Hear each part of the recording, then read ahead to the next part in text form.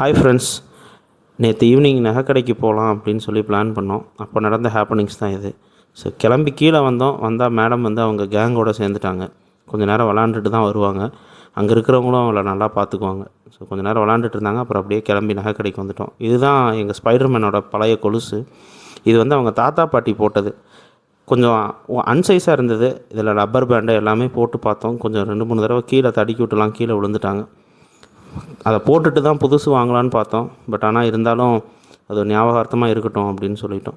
இந்த பூவுடன் சேர்ந்த நாரும் மணக்குன்ற மாதிரி வாங்க போனது என்னமோ கொலுசு. ஆனால் என் ஒய்ஃப் என்னோடய கம்மலும் கொஞ்சம் பெருசாக இருக்குது, காது ஓட்டையெல்லாம் பெருசாகுது, கொஞ்சம் சின்னதாக எடுத்துக்கலாம் அப்படின்னாங்க. சரின்னு அவங்களுக்கும் கம்மலும் மாற்றிட்டு இருந்த பழைய கம்மலை போட்டுட்டோம். அது ஒரு 4 கிராம் இருந்தது. பட் கொஞ்சம் வெயிட் கம்மியாக எடுத்துக்கிறேன் அப்படின்னு சொன்னனால இது ஒரு 3 கிராமில் ஒரு சின்ன கம்மல் ஒன்று எடுத்தாங்க. அதுக்குள்ளே அங்கே இருந்த பர்ஸு கிர்ஸ்லாம் வச்சு மேடம் விளாண்டுட்டு இருந்தாங்க. இதுதான் ஃபைனலாக நாங்கள் வாங்கின கம்மல். எப்படி இருக்குன்றத கமெண்ட்ஸில் சொல்லுங்கள். இதெல்லாம் முடிச்சுட்டு கிளம்பவே டைம் ஆயிடுச்சு. சரின்னு பக்கத்தில் இருக்கிற ரெஸ்டாரண்ட் போய் சாப்பிட்டுட்டு போயிடலாம் அப்படின்னு. நாங்கள் சாப்பிட்றது ஐஸ்கிரீம் தான். ஸோ மோஸ்ட்டாக நாங்கள் அதெல்லாம் சாப்பிட மாட்டோம், நீங்களும் சாப்பிடாதீங்க.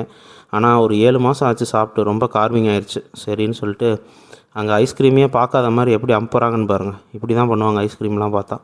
சரின்னு அவங்களுக்கு கொஞ்சம் கொடுத்துட்டு நாங்களும் கொஞ்சம் சாப்பிட்டுட்டு இது ஃபைனலாக பூமர் பிக், ஃபேமிலி பிக் இதை எடுத்துட்டோம். ஸோ இதெல்லாம் முடிச்சுட்டு வெளியே வரும்போது தான் பாவம் ஒருத்தங்க வயசானவங்க வெளியே ஸ்டிக்கர் விற்றுட்ருந்தாங்க.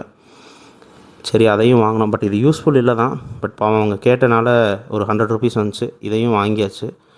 ஃபைனலாக மேடம்க்கு கொலுசை கடையிலே போட்டு விட்டுட்டோம். அதை டைட்டும் பண்ணியாச்சு. எப்படி இருக்குன்றதை கமெண்ட்ஸில் சொல்லுங்கள்.